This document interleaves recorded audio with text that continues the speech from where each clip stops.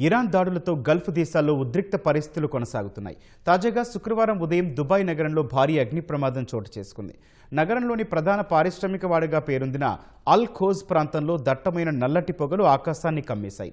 నగర నడిబొడ్డున ఉన్న ఒక భవనంపై క్షిపణి శకలాలు పడటంతో ఈ ప్రమాదం జరిగినట్లు అధికారులు వెల్లడించారు. ఇరాన్ వైపు నుంచి దూసుకొచ్చిన క్షిపణులు, డ్రోన్లను గగనతల రక్షణ వ్యవస్థలు గాల్లోనే విజయవంతంగా అడ్డుకున్నాయి.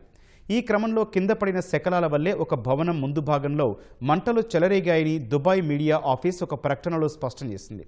ఈ ఘటనలో ఎవరికీ ఎలాంటి గాయాలు కాలేదని, ప్రాణ నష్టం జరగలేదని అధికారులు ధృవీకరించారు.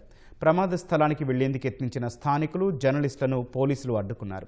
మంటల తీవ్రతకు వెలువడిన దట్టమైన నల్లటి పొగలు లగ్జరీ బుర్జ్ అల్ అరబ్ హోటల్ వరకు వ్యాపించినట్లు అంతర్జాతీయ మీడియా కథనాలు పేర్కొన్నాయి.